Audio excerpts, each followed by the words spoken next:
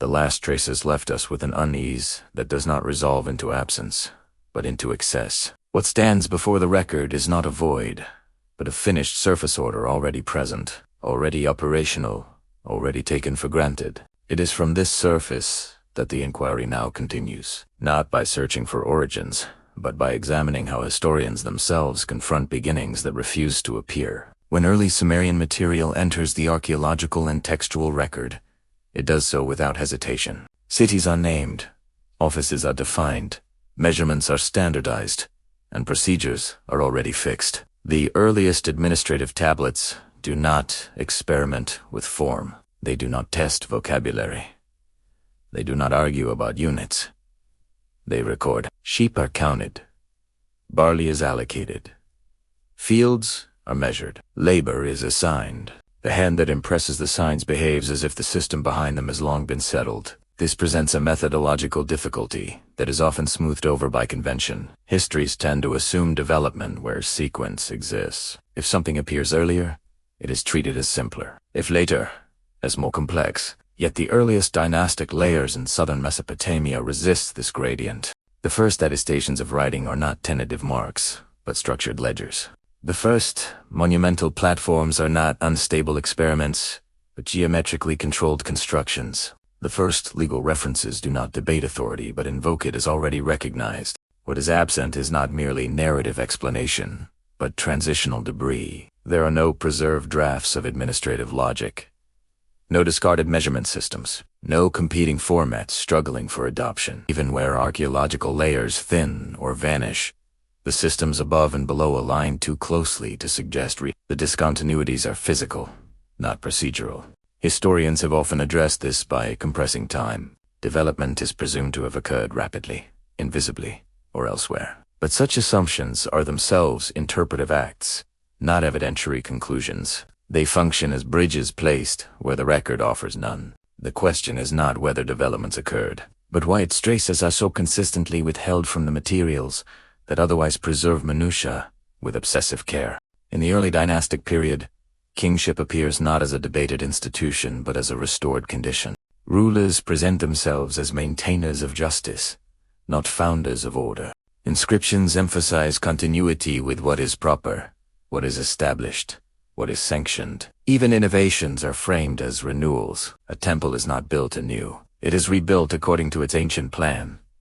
A law is not introduced. It is set back in place. This language matters because it reflects how authority understood itself. The scribes who recorded these acts were not attempting to narrate progress. Their concern lay elsewhere, with alignment to precedent, with correctness of form, with fidelity to a model that is assumed rather than described. When something deviates, it is marked as disorder. When order resumes, it is said to return, not to emerge. The absence of trial phases is particularly striking in technical domains. Surveying terminology appears fully differentiated. Orientation is treated as a known requirement, not an open problem. Architectural layouts adhere to proportional schemes without accompanying explanation. These are not presented as discoveries. They are treated as obligations. The builder's task is not to decide how to align, but to ensure that alignment is correct. Such features challenge linear narratives of invention. They suggest a cultural posture oriented toward custody rather than creativity. Knowledge is not celebrated as newly achieved, but respected as already authoritative. The past is not distant. It is operative. What matters is not who first established the system, but who now bears responsibility for maintaining it. This posture also shapes what is recorded and what is omitted. Sumerian archives are extensive, but selective. They preserve outcomes, not origins. They document compliance, not deliberation. This selectivity is not accidental. It reflects an understanding of knowledge as something that precedes the present and obliges it. To question foundations would be to destabilize function. From a historiographical perspective, this creates a tension between modern expectations and ancient priorities. Modern inquiry seeks genesis. Sumerian record-keeping sought continuity. Where modern historians ask how something began, ancient scribes assumed that it had already begun. Their task was not to explain order, but to keep it intact.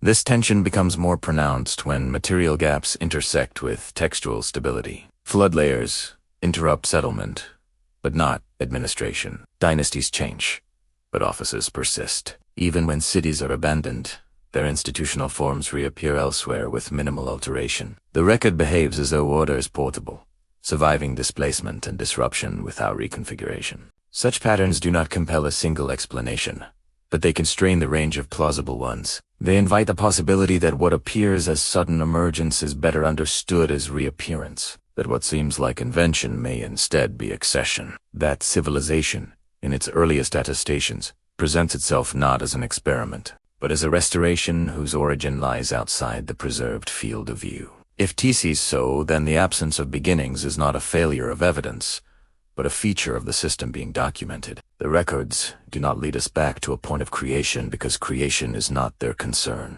They lead us sideways, toward a model of society that understands itself as inheriting order rather than generating it. And if the earliest written civilizations already conceived of themselves as custodians of something older, what does that imply about the frameworks, architectural, astronomical, administrative, that later cultures would encounter without explanation and accept as given? What follows from the idea of custody is not narrative expansion, but temporal restraint. If order is inherited, then time itself becomes something to be managed rather than told. This is where the Sumerian treatment of the distant past becomes especially instructive, because it does not dissolve into myth, nor does it resolve into history. It is recorded but not explained. The earliest framework for this treatment appears in the text later known as the Sumerian king list. At first glance, it seems to offer a chronology.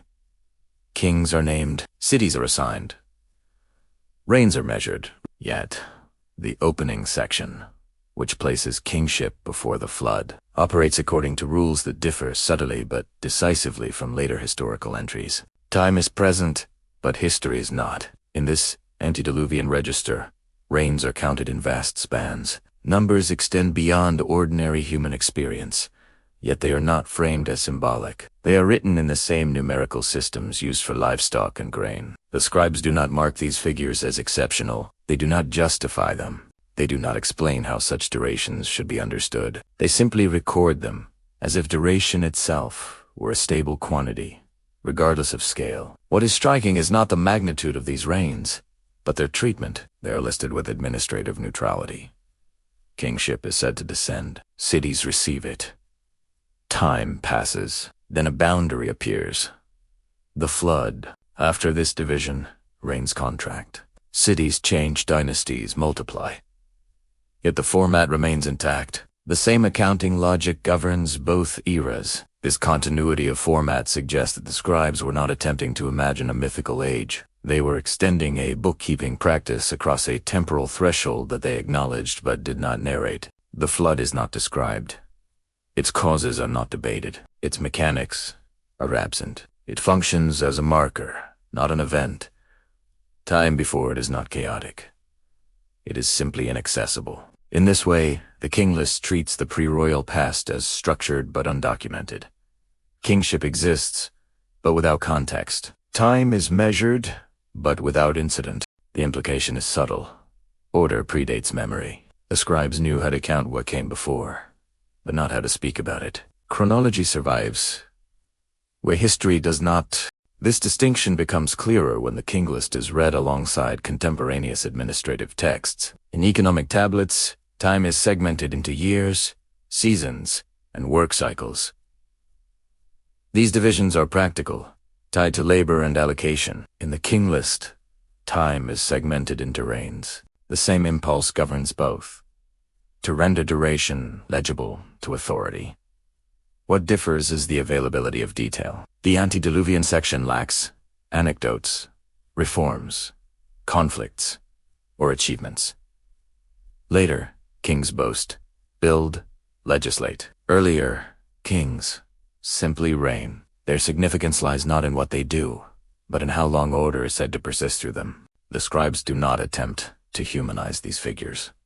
They function as temporal placeholders, anchoring a past that is acknowledged but not explored. From a historiographical perspective, this creates a layered conception of time. There is recorded time, in which events accumulate and documents proliferate, and there is measured time, in which duration exists without narrative density. The transition between the two is abrupt, but not framed as a beginning. Kingship does not start after the flood. It resumes. This resumption reinforces the idea that institutions survive disruption. The flood divides, but does not originate. The scribe's concern is not with explaining how kingship began, but with affirming that it remained continuous across catastrophe. The numbers before the flood serve less to inform than to stabilize. They assert that authority has depth, even where memory fails. Such a treatment complicates modern expectations of early chronology. It suggests that the earliest historians were not seeking to reconstruct origins. They were seeking to situate themselves within a temporal order that extended beyond documentation. The past was not empty. It was simply beyond description. If time could be measured without history, and authority recorded without explanation, then chronology itself becomes a tool of inheritance. It preserves sequence without narrative, continuity without causation. The question then is not why the Sumerians lacked stories about their earliest past, but why they felt no need to supply them. And if this same approach to time measured, bounded, but largely silent was applied to other forms of knowledge, what kinds of systems might later cultures encounter as already ancient, already aligned, yet fundamentally undocumented in their beginnings? Measured time without narrative leads naturally to a physical marker, where narration might be expected but is withheld. In the material record of southern Mesopotamia, that marker appears not as legend, but as sediment. The flood does not announce itself through story. It announces itself through layers. At sites such as Shuruppak and Kish, archaeologists encountered thick deposits of alluvium interrupting occupational strata. These layers were neither thin nor ambiguous. They separated earlier habitation from later rebuilding with a clarity that left little doubt about a large-scale inundation. Yet what followed above these deposits was not cultural confusion or technical regression. The frameworks of settlement, administration, and craft resumed with striking familiarity. At Shuruppak, the flood layer sealed beneath it an early urban order already equipped with standardized housing, storage facilities, and above it, new construction followed comparable spatial logic. Streets realigned, walls were rebuilt, but the grammar of the city endured. The interruption was physical, not conceptual. The builders did not redesign urban life. They reinstated it. Kish presents a similar pattern. Excavations revealed a flood stratum cutting across the site, yet subsequent levels retained institutional continuity. Pottery styles adjusted, material shifted, but core practices persisted. Seals returned. Accounting resumed. Authority reasserted itself through familiar forms. The city did not reinvent governance. It restored Italiano. This pattern challenges a common assumption in early history, that catastrophe resets civilization. In the Mesopotamian record, catastrophe marks a boundary, but not a beginning. The flood divides layers, but it does not divide systems. The archaeological record suggests that what mattered most was not survival of people alone, but survival of frameworks. Knowledge appears to have been carried through disruption intact enough to be reactivated. Stratigraphy, in this sense, becomes a parallel archive. It does not speak in sentences, but in sequences. What it records is not intention, but behavior over time, and its testimony aligns closely with the textual posture already observed. Just as the king list measures time across the flood without explanation, the ground itself preserves order across inundation without redesign. Importantly, there is no evidence in the layers above the flood for improvisation. One does not see experimental building techniques or provisional layouts. The return to settled life appears coordinated, as though guided by templates already known. Even where materials differ, proportions remain controlled. The resumption feels procedural. This has implications for how we interpret loss. The flood layers indicate destruction, but not amnesia. If anything, they emphasize selectivity in what was preserved. Objects perished, structures collapsed, but systems endured. The flood erased the visible city, not the invisible rules that organized it. Archaeologists often describe post-flood phases as reconstructions, but the term itself deserves scrutiny. Reconstruction implies reference to a prior model. It presumes memory. In these cases, that memory does not announce itself through commemorative inscriptions or foundational myths. It operates silently through alignment and repetition. What is absent from the record is as telling as what survives. There are no flood-era instruction manuals explaining how to rebuild. No transitional administrative tablets grappling with altered conditions.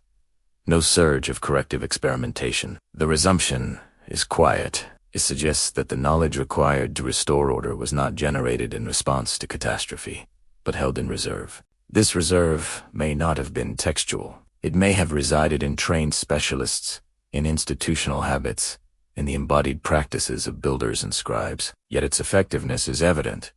The post-flood city does not hesitate. It reoccupies known forms. From a methodological standpoint, this complicates linear narratives of progress. If catastrophe does not produce innovation, then continuity becomes the more pressing problem to explain. How did frameworks survive when environments did not? How were standards maintained when archives may have been destroyed? The archaeological layers do not answer these questions directly. They only constrain them. They show that erasure was incomplete. That the flood, however extensive, functioned less as an origin point and more as a threshold. On one side lies a world we cannot fully document. On the other lies a world that behaves as though it remembers. This behavior aligns with the textual silence already noted. Neither tablets nor sediments dwell on the flood. Both acknowledge it. Neither treats it as a moment of invention. It is a boundary that matters precisely because it does not interrupt the logic of order. If the flood did not generate new systems, but instead tested the resilience of existing ones, then the question shifts. What kinds of knowledge can survive such a boundary without leaving instructions for their own restoration? The return to built order after disruption raises a quieter problem, one that does not appear in the debris of flood layers, but in the standing mass of architecture itself. When cities resume, they do not merely shelter life. They reassert geometry. Walls align. Platforms rise. Axes are fixed. And yet, nowhere in the surviving record is there a manual explaining how this geometry is to be achieved. The ziggurats of southern Mesopotamia are the clearest expression of this absence. These structures are not improvisational.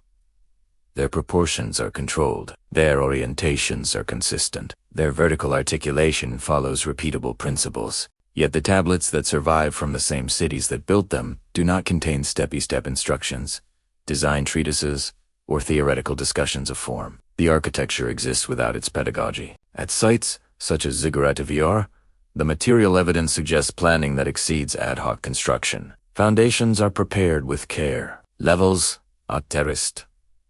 According to fixed cardinal orientation is maintained, despite topographical challenges. These choices imply knowledge that is both technical and symbolic. But this knowledge is never unpacked in text. Edis, assumed. Administrative tablets from the Yor III period refer to brick quotas, labor assignments, and delivery schedules. They account for materials with precision. They specify dimensions in standardized units. What they do not do is explain why those dimensions matter, or how the overall form is conceived. The scribe records compliance, not conception. This separation between description and instruction is consistent across architectural references. Temples are named. Their restorations are commemorated. Kings declare that they have rebuilt according to ancient plans, but the plans themselves are not preserved as explanatory documents. When dimensions appear, they are embedded within ritual or administrative contexts, not architectural theory. Such silence is not easily dismissed as loss. Other technical domains, mathematics, accounting, surveying, are preserved in detail. If construction manuals existed and were valued, some trace might be expected.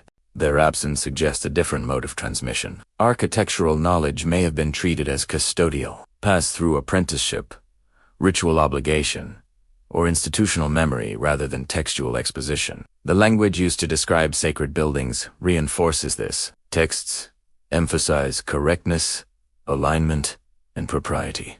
A temple is said to be set as it should be, oriented as decreed, measured according to the ancient norm. These phrases assert authority without clarifying method. Geometry is invoked as a condition to be met, not a problem to be solved. This has implications beyond Mesopotamia. Later monumental forms, including those far removed in time and place, often display similar characteristics: precise alignment, controlled proportions, and an absence of surviving instructional literature. The buildings stand as finished arguments, but their premises are unstated. From a historiographical standpoint, This challenges assumptions about innovation. If architectural knowledge were being actively developed, debated, or improved, one might expect texts reflecting that process. Instead, what we see is repetition with reference. Change occurs in scale and embellishment, but the underlying logic remains stable. The builders themselves appear not as inventors, but as executors of inherited form. Royal inscriptions rarely boast of new designs. They emphasize restoration. Even when a structure is enlarged or elevated, it is framed as fulfilling an earlier intent. The authority of the past governs the present act of construction. This does not mean that builders lacked understanding. On the contrary, the precision achieved implies deep competence. But that competence operates within boundaries that are not questioned. Sacred geometry is described through outcome alignment, proportion, orientation, but not taught through abstraction. It is known, not explained. Such a system depends on continuity. It presumes that those entrusted with building already possess the requisite knowledge. It also presumes that this knowledge is stable enough to be transmitted without textual reinforcement. The risk of deviation is mitigated not through manuals, but through obligation to precedent. In T's light, architecture becomes another medium of memory. The building itself embodies rules that are never written down. Its form instructs by example. Its endurance reinforces authority. Those who rebuild do not ask why the proportions are as they are. They ask only whether they have matched them correctly. If sacred geometry could be preserved, repeated, and enforced without written instruction, what does that suggest about the origins of the rules? It embodies and about the moment when such rules first entered human, practiced without leaving behind an explanation for how they were learned. The silence of instruction does not imply the absence of language. If geometry was not taught through manuals, it still had to be executed, verified, and recorded. The place where this becomes visible is not in monumental inscriptions, but in the most routine documents of the Sumerian state. Administrative tablets, whose purpose was not to explain alignment, but to assume it. In the archives of the UR3 period, tablets concerned with land allocation, construction supply, and labor deployment employ a vocabulary that presumes orientation as a basic condition. Fields are not merely measured, they are measured along axes. Walls are not simply they are set out according to fixed directions. The language does not pause to clarify these terms. It treats them as shared knowledge between scribe, overseer, and builder. Terms for length and area appear alongside references to front, rear, right, and left, not as relative descriptions, but as stable spatial categories. A field faces a direction, a canal aligns along a course, a foundation trench follows a line. These are not poetic expressions. They are technical markers embedded in accounting prose. Their presence suggests that alignment was not an abstract concern reserved for temples, but a routine requirement of administration. What is notable is how little explanation accompanies this vocabulary. Tablets record that a plot was measured according to the long side, or that a structure was laid out on its proper axis, without specifying how that axis was determined. The scribe does not describe the process. He records the result. Alignment functions as a precondition for legitimacy, not as a problem needing justification. This linguistic posture implies a shared framework of reference. Orientation words retain consistency across documents and sites, suggesting that they point to standardized practices rather than local improvisation. The fact that such language appears in mundane contexts, grain rations, work assignments, boundary confirmations indicates that alignment permeated daily governance. Surveying in this environment was not a theoretical exercise. It was an administrative act. To measure correctly was to measure in accordance with established orientation. Errors would not merely distort space. They would disrupt order. This may explain why the tablets are precise about outcomes but silent about method.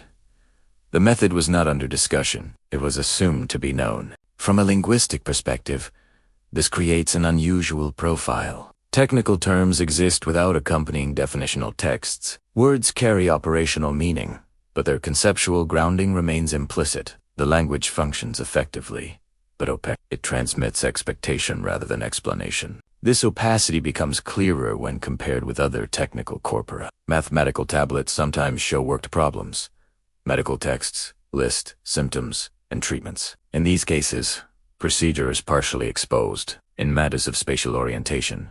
However, the tablets close ranks. They speak as if to insiders. The grammar signals competence, not instruction. Such insider language suggests a controlled domain of knowledge. Alignment may have been the responsibility of trained specialists whose authority did not need to be textual. Their practices were validated not by explanation, but by conformity to accepted results. The scribe's role was to confirm that conformity, not to document how it was achieved. This reinforces the impression that alignment belonged to a category of inherited practice. It was not something to be debated or refined in writing. It was something to be applied correctly. The administrative archive thus becomes a record of enforcement rather than education. The cumulative effect of these tablets is subtle but significant. They show that orientation and measurement were embedded in the fabric of governance. They also show that this embedding did not require narrative support. Alignment was linguistically present, but conceptually silent. If such precise spatial language could operate at the heart of administration without ever unpacking its foundations,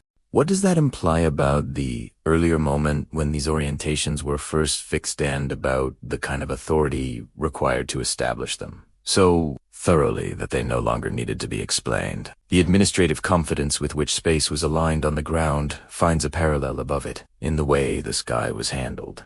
Orientation on Earth presupposed orientation in heaven.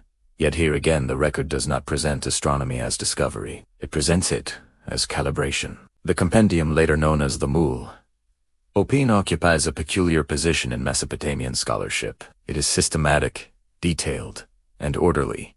Yet it does not read like a foundational text. It does not introduce the stars. It arranges them. It does not argue for a model of the heavens. It assumes, 1. Its concern is not cosmological speculation, but administrative clarity. The text is structured as a reference work. Stars are grouped. Rising and setting points are noted. Intervals are listed. Calendrical relationships are fixed. The language is procedural. It tells the reader when something should occur and where it should be observed. What it does not do is explain why the system takes this form or how it was first established. The heavens are treated as a domain already ordered. This becomes especially clear in the treatment of discrepancies. Molopin records variations in visibility, seasonal shifts, and the need for adjustment. These are not framed as discoveries that overturn prior understanding. They are framed as corrections. The sky is not reimagined. It is recalibrated. The underlying framework remains intact. Such a posture suggests that the text is not the beginning of astronomical thought, but an intervention within an older system. Observation serves maintenance rather than invention. The role of the scholar is not to redefine the cosmos, but to ensure that established correspondences remain accurate. This orientation aligns closely with administrative priorities. Celestial order mattered because it regulated terrestrial order. Calendars governed labor cycles, offerings, and festivals. Errors in observation would ripple outward into governance. Astronomy, in this context, was a custodial science. Its purpose was stability. The structure of the text reinforces this. Star lists are aligned with months. Rising points are linked to directions. The sky is mapped as a grid of obligations. What matters is not the narrative of the heavens, but their reliability. The compendium functions less like a treatise and more like a ledger of celestial compliance. Notably, Molopin does not preserve debates between competing models. There is no trace of discarded systems. No rival star schemes appear in the margins. The text presents a unified order that is adjusted, not contested. This absence mirrors what has already been seen in architecture and surveying. Competing approaches, if they existed, have left little trace. This has implications for how knowledge moved across generations. If astronomical frameworks were inherited, then the role of the observer was conservative. Innovation lay in precision, not conception. The sky was not a canvas for speculation. It was a reference surface against which correctness could be measured. Even the language of the text reflects this restraint. Descriptions are formulaic. The tone is instructional without being explanatory. It presumes that the reader understands why these observations matter. The text exists to standardize practice, not to justify it. Inti-sensei astronomy participates in the same economy of silence observed elsewhere. It is richly documented in operation, but silent on origin. The stars are catalogued, but not contextualized. Their order is affirmed, but not narrated. If this compendium represents a moment of calibration rather than creation, then it raises a question about what preceded it. A system capable of correction presupposes a baseline. That baseline is not preserved as a narrative event. It is embedded as an assumption. The cumulative impression is of a civilization managing an inherited cosmos. The heavens are stable enough to govern time, yet variable enough to require attention. The scholar's task is vigilance, not imagination. He watches for drift, not for revelation. If Mesopotamian astronomy was primarily concerned with maintaining alignment between sky and state rather than discovering new celestial order, then what does that suggest about the moment when this alignment was first fixed? And about the authority that established it so firmly that later generations could only adjust its margins, never its foundations? The calibration of the sky presupposed a further stability beneath it, a numerical language capable of sustaining precision without debate. Where astronomy adjusted inherited alignments, mathematics supplied the medium through which such adjustments could be expressed. Yet here again, the earliest substantial evidence does not show a system in formation. It presents one already complete. The corpus, known as the Old Babylonian mathematical tablets, reveals a numerical order that arrives without preface. These tablets do not introduce numbers as novelties. They employ a fully developed sexagesimal system with positional notation, reciprocal tables, and standardized problem types. The scribes who inscribe them do not explain why 60 governs division. De iuse Italiano. Exercises preserved on these tablets assume familiarity with abstraction. Problems involving areas, volumes, and proportions are set out with confidence. Procedures are demonstrated through worked examples, not through theoretical exposition. The goal is correctness, not conceptual justification. The mathematics functions as a tool already authorized. What is missing is the evidence of experimentation. There are no tentative attempts at alternative bases, no visible struggle toward positional notation, no pedagogical debates about representation. Even instructional tablets operate within a settled framework. They teach how to apply the system, not how it came to be. This absence is notable because mathematics is one of the few domains where developmental traces might be expected to survive. Errors, corrections, marginal notes, these appear, but they do not challenge the system itself. They refine execution. The structure remains untouched. The sexagesimal system's advantages are clear in use. It facilitates division, supports complex fractions, and integrates smoothly with measures of time and space. But the tablets do not argue these advantages. They presuppose acceptance. The scribal task is to calculate accurately within a known order. From an administrative perspective, this completeness is functional. Accounting, surveying, and astronomical observation all rely on numerical consistency. A fragmented or evolving system would undermine governance. The stability of numbers thus mirrors the stability sought in architecture and alignment. Mathematics becomes another inherited framework, enabling precision without inviting reinterpretation. The tablets themselves reinforce this impression through tone. They are terse, procedural, and impersonal. A problem is posed. A solution follows. The authority of the method is never questioned.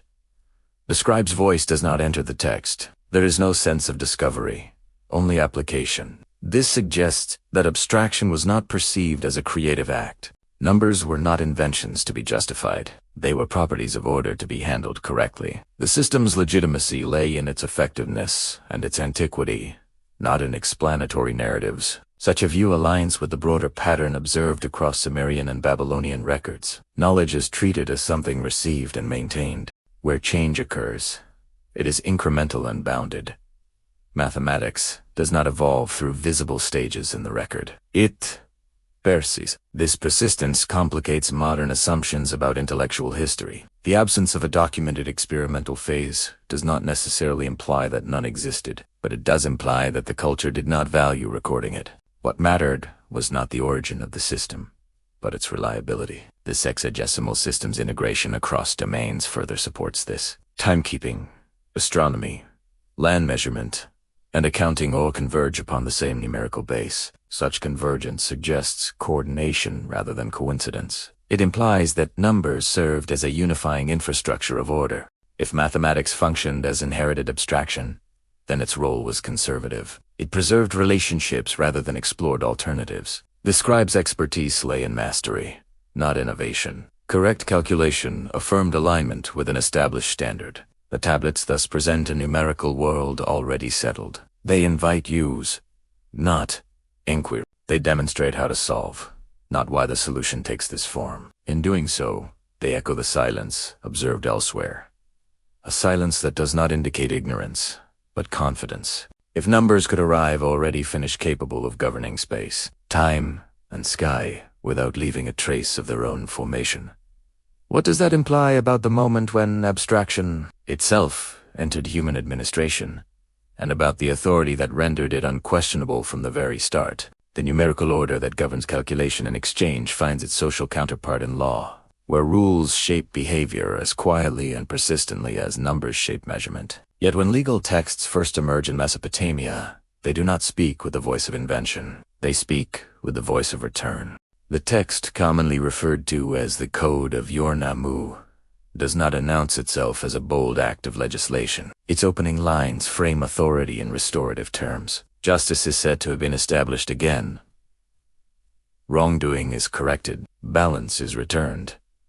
The king does not claim to create law. He claims to set it back in place. This posture is consistent throughout the text. The laws are presented as fixed statements, not provisional judgments. They do not explain their rationale. They do not argue from precedent. They simply declare outcomes. If a condition is met, a consequence follows. The logic is conditional, not discursive. The authority of the rule is assumed. What is especially notable is the absence of the legislator as a reasoning subject. The king appears as an agent of enforcement, not as an author of norms. His legitimacy derives from alignment with an existing order, not from personal wisdom. The text does not describe debate, consultation, or reform. Law arrives as something already valid. This framing suggests that legal order was understood as anterior to the ruler. Kingship's role was custodial. To rule well was to maintain justice as it had long been defined. Even when new circumstances required clarification, the language of restoration prevailed. Innovation was masked as continuity. The structure of the laws reinforces this impression. They are practical, specific, and limited in scope. There is no attempt to build a comprehensive legal theory. The text does not aspire to completeness. It selects cases that matter for stability and records their resolution. The authority of the law lies in its application, not in its exposition. From a theoretical perspective, this places Mesopotamian law closer to administration than to philosophy. Law is not an arena for abstraction. It is a mechanism for regulating behavior according to recognized standards. Those standards are not justified within the text. They are treated as This self-evidence is telling. In societies where law is newly formed, one often finds explanatory prologues, appeals to reason, or divine justification elaborated at length. In the Code of Ur-Nammu, justification is minimal. The gods are invoked, but not as sources of novel command. They authorize restoration. Such restraint mirrors patterns already observed in architecture, mathematics, and astronomy. Across domains, foundational structures are not explained. They are invoked. The legitimacy of order does not depend on persuasion.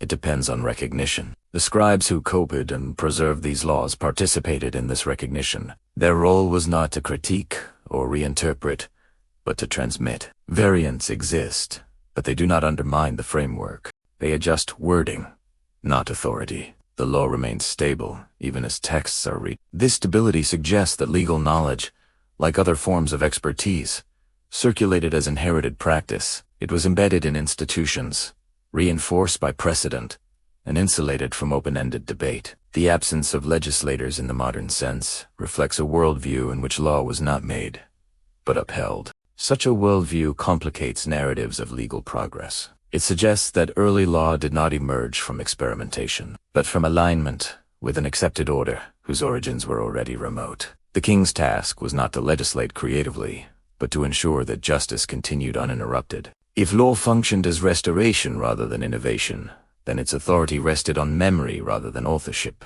The text does not ask the reader to believe in the king's insight. It asks the reader to recognize the reassertion of what should already be known. If the earliest law codes present themselves as acts of return, not creation, then where did the standards they restore first take shape, and how far back does the memory of justice extend beyond the point where written law begins to speak? The restoration of law without legislators finds a quieter analog in the treatment of the body, where order is sought not through theory, but through recall. In the medical texts preserved from ancient Mesopotamia, healing does not appear as an evolving science. It appears as a remembered procedure. From the archives at Nippur come diagnostic tablets that record symptoms, prognoses, and treatments with striking restraint. These texts do not speculate about causes in the abstract. They do not propose models of anatomy or physiology. Instead, they observe patterns, name conditions, and prescribe actions. The physician's task is not to explain illness, but to recognize it. The structure of these tablets is consistent. A condition is described through observable signs. Changes in skin, breath, movement, speech. These observations are then linked to outcomes. Recovery is anticipated, or decline is expected. Treatments follow, often formulaic, sometimes ritualized, always practical. The logic is associative rather than theoretical. What is absent is commentary. The tablets do not pause to justify why a remedy works. They do not debate alternative approaches. They present sequences that have been deemed effective and record them as such. The knowledge is procedural, not speculative. It is meant to be applied, not interrogated. This approach suggests a medical culture oriented toward continuity. Remedies are preserved because they are known to function, not because their mechanisms are understood. The authority of the treatment lies in precedent. The text does not invite modification. It invites correct repetition. Such restraint is particularly evident in the diagnostic series. Prognosis often precedes treatment, as if classification itself were the primary act. To name the illness correctly is to situate it within a known trajectory. The physician operates within an inherited map of conditions, one that links signs to outcomes without elaborating the terrain between them. The language of these texts reinforces this impression. Phrases recur with minimal variation. Descriptions are standardized. The voice of the scribe remains impersonal. There is no narrative of discovery, no sense of cumulative experimentation. The text behaves as a repository of remembered cases. From a modern perspective, this might suggest limitation. But within the broader Mesopotamian pattern, it suggests coherence. Medicine aligns with architecture, law, and mathematics in its treatment of knowledge as something already established. The practitioner's authority derives from adherence to known procedure, not from innovation. Even where ritual elements appear, they are integrated into the same procedural framework. Incantations are prescribed alongside physical treatments, not as metaphysical explanations, but as components of an established regimen. Their inclusion is not argued. It is assumed. This assumption extends to the role of the healer. The physician does not present himself as an interpreter of hidden causes. He functions as a custodian of effective responses. His expertise lies in recall and application. The tablets support this role by preserving sequences, not theories. The preservation of such texts suggests institutional value placed on memory. Knowledge worth keeping is knowledge that can be repeated reliably. The absence of explanatory frameworks may reflect a deliberate economy. Explanation was unnecessary for practice, and practice was the priority. This economy mirrors what has already been observed across other domains. Where modern disciplines often seek causal depth, Mesopotamian records often seek operational stability. The goal is not understanding for its own sake, but continuity of function. If medical knowledge was transmitted as remembered procedure rather than evolving theory, then its endurance depended on the same mechanisms seen elsewhere: training, repetition, and institutional reinforcement. The texts serve as anchors, not as engines of change. And if healing itself was approached as the correct reapplication of inherited responses to recurring conditions, what does that suggest about the original accumulation of these remedies and about the moment when experience first crystallized into procedure without leaving behind an account of how that crystallization occurred? The accumulation of inherited procedures liga, mathematical raises. The question of how such continuity was conceptualized at the highest level of explanation available to the scribes themselves. When the record turns toward figures that stand above kings and institutions, it does not abandon administration. It translates it. In texts, such as the Atrahasis epic, the Anunnaki do not appear as inventors introducing novelty into the world. They appear as figures concerned with balance, distribution, and oversight. Their actions are framed less as acts of creation than as acts of regulation. Order exists. The problem is its maintenance. The narrative opens not with chaos, but with labor. The world is already structured enough to produce strain. Tasks are assigned to burdens.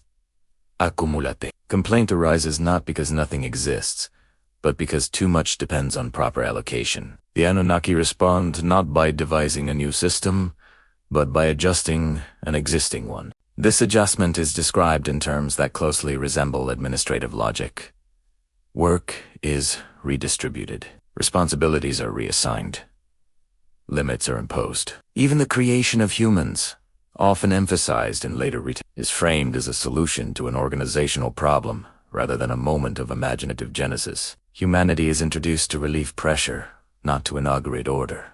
The language used to describe the Anunnaki reinforces this interpretation. They deliberate, but their deliberation concerns management. They convene assemblies, they respond to imbalance, they enforce, decree. These are not the actions of artisans, crafting a world from nothing. They are the actions of overseers responding to systemic strain. This posture aligns with the broader documentary pattern already observed. Just as kings restore justice rather than invent law, the Anunnaki restore equilibrium rather than create structure. Their authority lies in their position within an existing hierarchy, not in their originality. They function as guarantors of continuity. Even catastrophe, when it arrives, is framed administratively. The flood is not depicted as a reset born of curiosity or experiment. It is depicted as a corrective measure taken when regulation fails. Noise increases, boundaries collapse. The response is severe, but it is justified within the same logic of control. Order is threatened. Intervention follows. Importantly, the narrative does not dwell on the mechanics of creation or destruction. It focuses on consequences and decisions. The Anunnaki are concerned with outcomes, not with processes. Their role is to authorize actions that reassert limits. This framing suggests that mythological language serves a bureaucratic function. It externalizes principles of governance into narrative form. Where administrative tablets record allocations of grain or labor, myth records allocations of responsibility at a cosmic scale. The underlying logic remains consistent. From this perspective, the Anunnaki are not explanations for how order came into being, but for why it persists, despite disruption. They embody the idea that order requires oversight beyond any single human institution. Their presence in the text legitimizes continuity by placing it under higher authority. This legitimacy is subtle. The Anunnaki do not teach humans how to measure, build, or calculate. Those practices are already in place. Instead, they sanction them. They provide a framework within which inherited knowledge can be treated as binding. The gods do not explain the rules. They enforce them. Such enforcement mirrors the role of kingship. Kings act in the name of higher order. They do not claim authorship of law or geometry.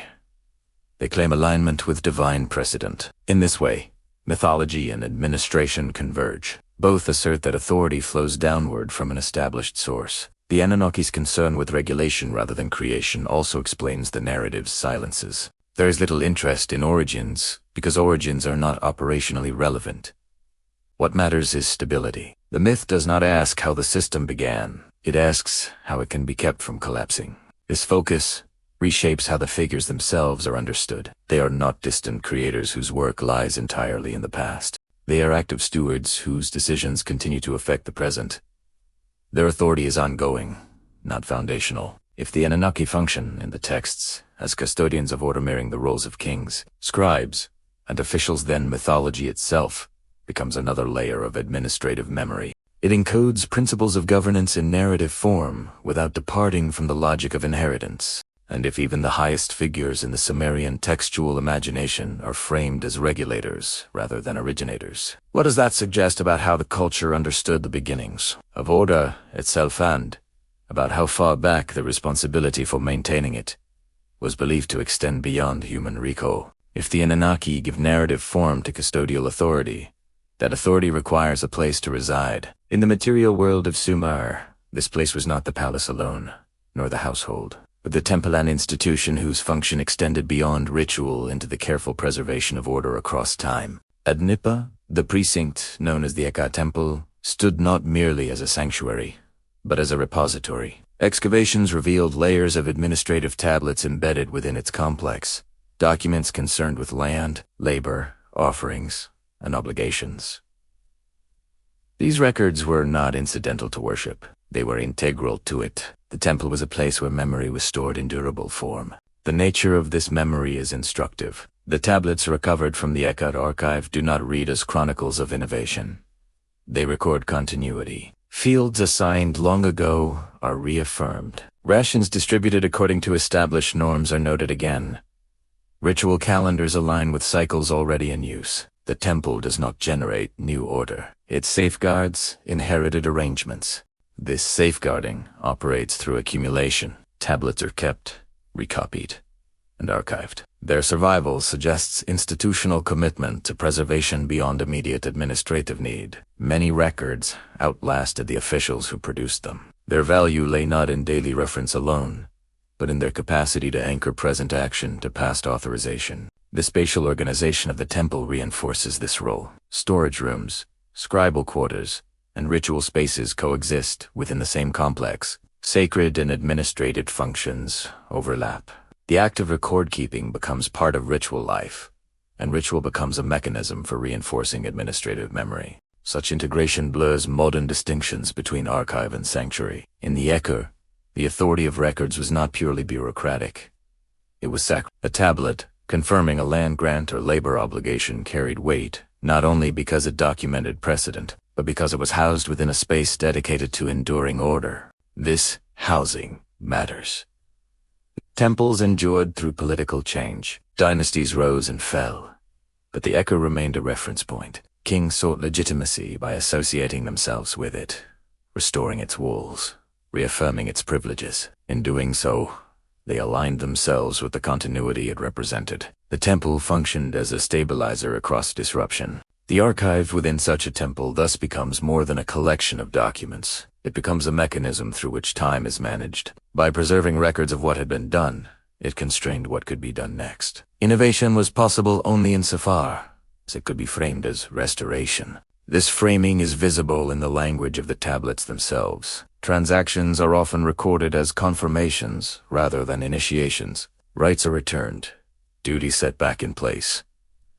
The temple's memory does not narrate change. It absorbs, translating new circumstances into established forms. The durability of this system suggests that knowledge was not expected to reside solely in human recollection. Individuals might forget or perish, but the temple remembered. Its walls enclosed not only gods, but agreements, measurements, and procedures that outlasted any single generation. In this sense, the temple operates as a material analog to the king list and the astronomical compendium.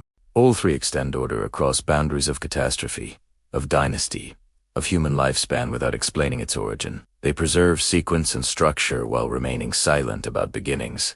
The Ekra archive also highlights the selective nature of preservation. What is stored are outcomes and authorizations, not debates. The archive does not preserve discussions about why a boundary was drawn or a rule established. It preserves the fact that it was. Memory here is normative, not exploratory. This normativity reinforces the broader pattern observed throughout Mesopotamian civilization. Knowledge is treated as something to be guarded and reactivated, not interrogated. The temple embodies this attitude in stone and clay. It is an institution designed to carry order forward intact.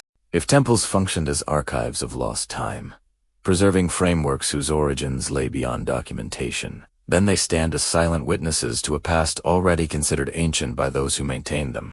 The question that remains is not what these institutions created, but what they believed they were protecting and How far back the memory they guarded was thought to extend beyond the reach of written record. The custodial memory preserved in Mesopotamian temples gained sharper definition when set beside another civilization whose monuments dominate the landscape but whose records speak softly about their origins. In Egypt, the silence is not accidental. It is patterned. Old Kingdom inscriptions are abundant in certain respects. They name kings. They enumerate titles. They commemorate offerings, victories, restorations. They celebrate alignment with Mahat, the principle of order. What they do not do is narrate the genesis of the monumental forms for which the period is best known.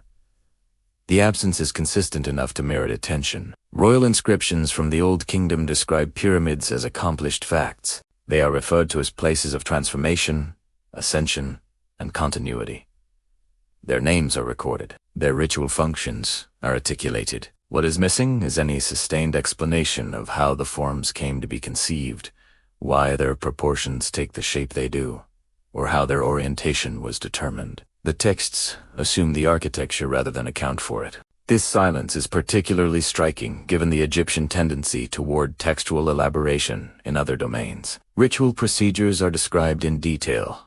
Offerings are specified. The afterlife is mapped with care. Yet when it comes to the foundational monuments themselves, the record withdraws. The stones stand. The words do not follow them into origin. From a comparative perspective, this mirrors the Mesopotamian pattern already observed. There, too, architecture appears without manuals, alignment without explanation, law without legislators. In Egypt, the omission operates differently in tone, but not in effect. The monuments are treated as inheritances, not as projects requiring justification. This does not imply ignorance on the part of Egyptian builders or scribes. On the contrary, the precision evident in construction suggests deep technical competence, but competence does not translate into textual exposition. The knowledge required to raise monuments was not framed as something to be documented in narrative form. The historiographical implication is subtle. Modern inquiry often expects records to explain achievement. Ancient records often functioned to affirm legitimacy. In Egypt, as in Sumer, legitimacy was grounded in continuity with an established order. To explain origins might have risked implying novelty. Silence preserved authority. Old Kingdom inscriptions emphasize restoration as a royal virtue. Kings repair temples, renew cults, maintain foundations. Even when new monuments are built, they are framed as fulfillments of divine order rather than departures from precedent. The language privileges alignment over innovation. This framing suggests that monumental architecture was not experienced as a historical event requiring explanation. It was experienced as part of a cosmic arrangement already in place. The texts reflect this by focusing on function and meaning, not on development. Archaeologically, this creates a familiar tension. Material evidence suggests planning, adaptation, and labor organization. Textual evidence remains reticent. The gap between stone and script is not bridged by narrative. It is maintained. When placed alongside Mesopotamian practices, this gap appears less anomalous. Both cultures demonstrate a preference for recording outcomes over processes. Both preserve order without narrating its emergence. Both treat the past as authoritative but opaque. This comparative silence complicates diffusionist explanations. The similarity lies not in shared techniques, but in shared attitudes toward memory. In both regions, monumental order is presented as something to be upheld, not explained. The absence of origin stories is itself a cultural choice. Such choices shape what survives. Texts that explain beginnings are rare, because beginnings were not the focus. What mattered was maintaining alignment social, cosmic, architectural with what was already deemed correct. If Egyptian records, like Sumerian ones, consistently omit explanations for the origins of their most enduring monuments, then silence becomes a form of evidence.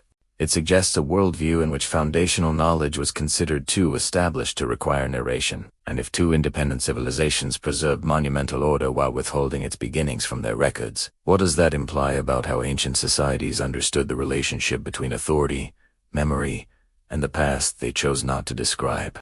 The silence observed in Egyptian records does not dissolve when attention turns to the most scrutinized landscape of all. It condenses. At the Giza Plateau, alignment reaches a degree of precision that has long invited explanation, yet the surrounding textual environment offers none. What remains is not a puzzle to be solved, but a condition to be interpreted. The pyramids at Giza are oriented with extraordinary consistency. Their sides align closely with cardinal directions. Their placement relative to one another follows discernible patterns. These features are measurable, repeatable, and undeniable. What is absent is any contemporary text explaining why this alignment mattered, how it was conceptualized, or when the governing principles were first established. This absence is not due to a general lack of Egyptian writing. Old Kingdom inscriptions are plentiful. They record names, titles, offerings, and ritual functions. They situate monuments within a religious and political order. What they do not do is articulate the reasoning behind the spatial logic of the plateau. The alignment is treated as given. From a comparative perspective, this posture now appears familiar. In Mesopotamia, temples are rebuilt according to ancient plans, without those plans being explained. In administrative tablets, orientation is assumed, but never taught. In astronomical compendia, the sky is calibrated, not invented. Giza fits within this broader pattern of inherited order, presented without narrative. Scholarly approaches have often attempted to fill this silence by projecting intention backward. Astronomical correlations are proposed. Symbolic programs are reconstructed. Each attempt seeks to supply a rationale that the texts themselves do not provide. Yet the methodological question remains whether such rationales were ever meant to be articulated. What if the builders at Giza did not conceive of their work as an innovation requiring explanation? What if alignment was not a hypothesis, but a requirement inherited from an earlier framework of authority? In that case, the absence of textual rationale would not indicate loss. It would indicate irrelevance to the culture's own priorities. The plateau itself offers hints of this attitude. Construction proceeds with confidence. There is no evidence of trial layouts or abandoned orientation schemes. The builders do not appear to be testing ideas. They are executing them. The landscape is treated as a field of implementation, not experimentation. This confidence mirrors what has already been seen in early Mesopotamian cities emerging after flood layers. There, too, rebuilding follows established forms without visible hesitation. The system resumes. At Giza, the system is not resuming after catastrophe, but it behaves as though it already belongs to a settled order. The problem, then, is not alignment itself, but its status. Alignment without explanation suggests that the explanatory framework lay elsewhere. It may have resided in oral tradition, ritual practice, or institutional memory no longer accessible. Or it may have been so deeply embedded that explanation was unnecessary. Comparative monumental studies benefit from treating this silence consistently, rather than isolating Giza as an anomaly demanding extraordinary causes. It can be situated within a broader ancient pattern. Monuments that embody precise order while withholding accounts of how that order was first conceived. In this light, the plateau does not challenge historical method by presenting an unsolved riddle. It challenges it by presenting a familiar structure in unfamiliar scale. The question shifts from how was this discovered to why was discovery not recorded? The absence of narrative may also reflect a boundary of legitimacy. To explain alignment might have implied human authorship. To leave it unexplained allowed it to appear timeless, sanctioned by forces beyond individual decision. In both Egypt and Mesopotamia, authority often flowed from alignment with an order understood as Thus, Giza's silence does not stand alone. It resonates with the Sumerian tendency to record restoration rather than invention, calibration rather than creation, memory rather than genesis. The monuments speak through form, not through text. If the Giza plateau represents inherited alignment without narrative, preserved and executed by a civilization that did not feel compelled to explain its foundations, then the enduring question is not what theory best accounts for its precision, but what kind of historical consciousness allows precision to stand without explanation, and what that reveals about how ancient societies understood the origins of order itself. The reframing of Giza as inherited alignment rather than singular mystery opens a wider comparative field. Once alignment without narrative is treated as a structural feature rather than an exception, similar patterns begin to appear elsewhere, separated by geography yet governed by comparable silences. Early urban cultures across different regions demonstrate a shared concern with orientation, proportion, and spatial order. In each case, the material evidence points to deliberate alignment, while the textual or oral record offers little explanation of its origin. The similarity lies not in form, but in posture. Order is asserted. Its beginnings are not discussed. In the Indus Valley, cities such as Mohenjo-daro display consistent street grids, standardized brick ratios, and careful drainage systems. Orientation follows regular patterns, yet no surviving texts explain the principles guiding these choices. The civilizations, seals, and inscriptions remain undisputed. But even if explanation once existed, what survives materially suggests execution without visible experimentation. In early China, Neolithic and Bronze Age settlements show alignment with cardinal directions and controlled spatial planning. Ritual centers and palatial compounds adhere to axial principles that later become codified, yet the earliest phases offer no narrative account of their inception. As elsewhere, alignment appears as an accepted condition rather than an innovation requiring justification. Across the Andes, ceremonial centers such as Cairo reveal monumental planning with astronomical and spatial coherence. Structures are positioned with attention to horizon features and seasonal cycles. Yet the society left no written explanation of how these principles were formulated. The architecture speaks. The rationale remains unspoken. What unites these cases is not contact or transmission, but a shared approach to authority and memory. Alignment is treated as foundational. To build correctly is to align correctly. The act does not require explanation because it is embedded in institutional practice. Comparative civilization studies caution against assuming diffusion where similarity exists. Techniques may differ, cosmologies may diverge, but the structural relationship between order and silence recurs. Early complex societies often preserve outcomes rather than origins. They document what must be maintained, not how it was first conceived. This pattern suggests that alignment served a legitimizing function. Spatial order anchored social order. By presenting alignment as timeless, societies reinforced the authority of institutions that claimed to uphold it. Explanation might have destabilized this authority by exposing contingency. In AHKs, the absence of narrative is not random. It is selective. Where explanation might invite questioning, silence preserves continuity. The record privileges stability over origin stories. Shantis. Why global parallels do not dilute the specificity of Sumer or Egypt. They sharpen it.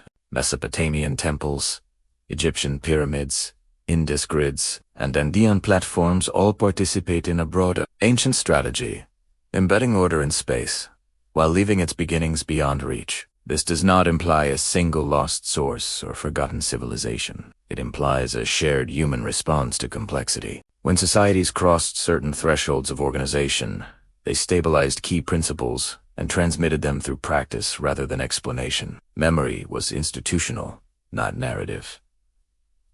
Such a view reframes comparison itself. Instead of tracing lines of contact, it traces convergent solutions to the problem of legitimacy. How does a society assert that its order is correct, enduring, and unquestionable? One answer is to build it into the ground and say nothing about how it began. If multiple early civilizations independently embedded precise alignment into their monumental and urban forms while withholding its narrative origins, then the remaining question is not how these similarities traveled, but why silence proved such a durable tool for preserving order across cultures separated by vast distances and histories. The convergence of global parallels returns the inquiry to a quieter question.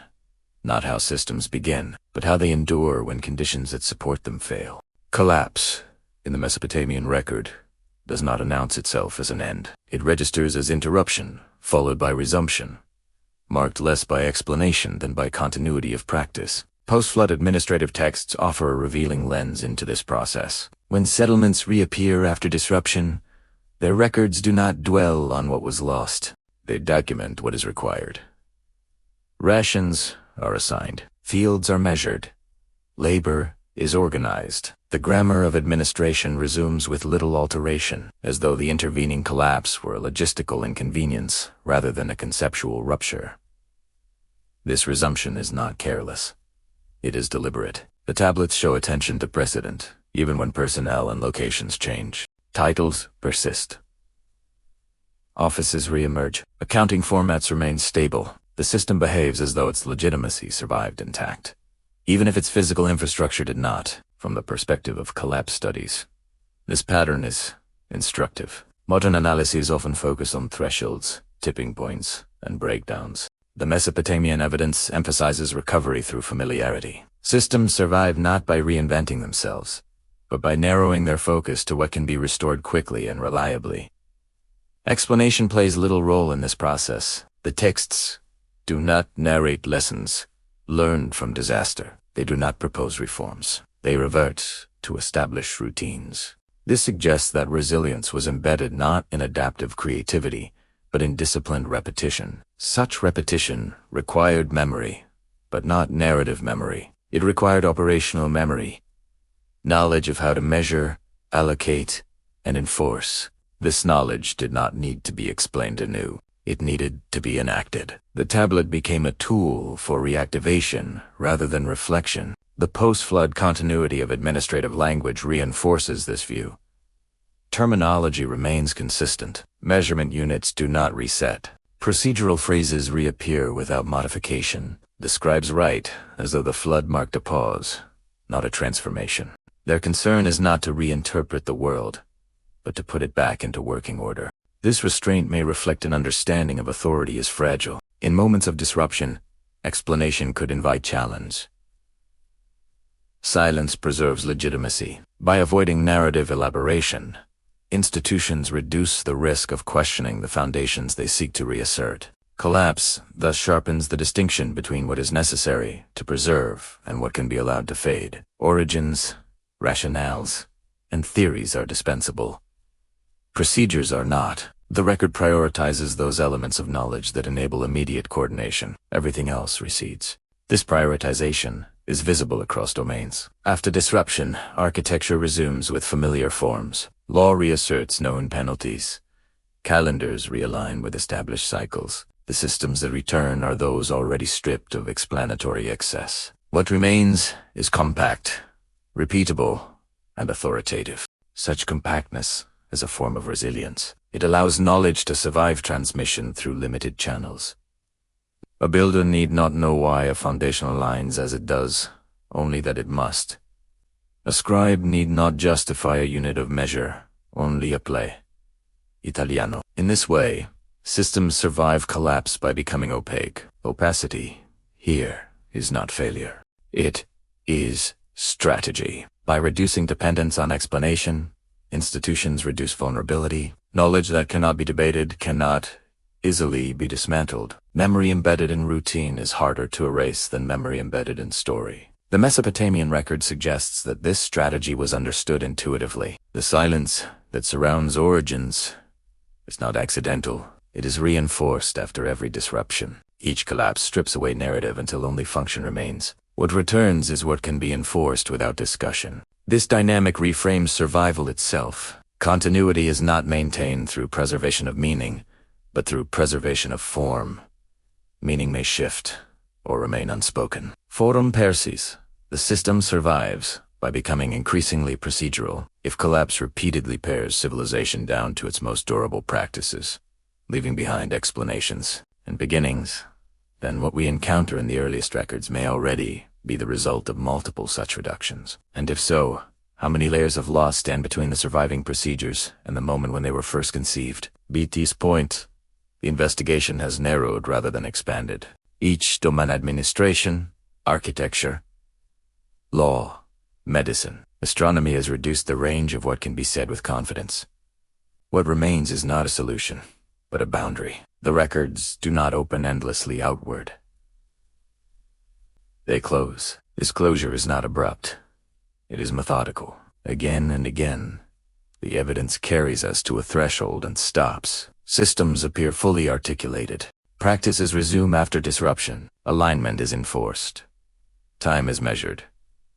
Authority is restored. And yet, at no point does the record turn back to explain how these structures first entered human use. The silence is consistent enough to be treated as a feature rather than a deficiency. Historical inquiry is accustomed to filling gaps. Where evidence thins, inference often thickens. But the materials examined here resist that impulse. They are not fragmentary in the usual sense. They are complete in function and incomplete in origin. They preserve what was necessary to operate society. while withholding what might satisfy curiosity about beginnings. This distinction matters epistemologically. It forces a separation between what the records were designed to do and what modern readers wish them to provide. Sumerian tablets were not written to answer later questions about origins. They were written to stabilize the present. When read on their own terms, their silences are not accidental. They are aligned with purpose. Silence, in this context, is not emptiness. It is selective omission. The absence of developmental narratives across so many domains suggests an intentional economy of explanation. Knowledge is transmitted as procedure, not as story. Authority is asserted through repetition, not through argument. Memory is preserved through institutions, not through reflection on their birth. This does not mean that the Sumerians lacked curiosity about the past. It means that curiosity was not institutionalized in the same way that administration was. The record privileges what can be enforced, restored, and measured. It marginalizes what cannot be up. Origins fall into the latter category. As a result, the historian encounters a limit that cannot be crossed by accumulation of data alone. More tablets refine our understanding of practice. They do not clarify beginnings. More excavations reveal continuity across collapse. They do not reveal the moment of first conception. The pattern holds. This limit also applies comparatively. Egyptian monuments, Indus cities, and Dian ceremonial centers all present precise order without explanatory texts. The recurrence of this pattern across cultures suggests that the silence is not local, but structural. Early complex societies appear to have shared an understanding that foundational knowledge did not require narration. At this point, restraint becomes part of the method. To go further would require introducing explanations not warranted by the record. Claims of lost sciences, forgotten civilizations, or singular events exceed what the evidence allows. The materials do not compel such conclusions. They only constrain the questions. What they allow us to ask is narrower, but more precise. They allow us to ask why societies invested so heavily in preserving function while allowing origin to recede. They allow us to ask how authority operates when its foundations are treated as already settled. They allow us to ask what kind of historical consciousness emerges when memory is procedural rather than narrative. What they do not allow us to ask, with expectation of answer, is how alignment was first discovered, how numbers were first abstracted, or how architectural proportion was first chosen. Those questions fall outside the horizon of the surviving record. To pursue them is to leave evidence behind. This boundary is not a failure of history. It is its condition. The task is not to force resolution, but to recognize where resolution was never meant to occur. The records do not invite us to reconstruct origins. They invite us to observe continuity. In that sense, the investigation returns to its starting point with altered expectations. The monuments stand, the systems function, the texts record, and the beginnings remain unspoken, not because they were unknown, but because they were not the kind of knowledge these societies chose to preserve. If silence itself is a form of data, then it tells us something precise, that ancient civilizations understood order as something to be inherited and maintained, not endlessly explained. The question that remains is not what the silence hides, but what it was meant to protect and whether our insistence on origins risks misunderstanding the kind of past the records were designed to remember at all.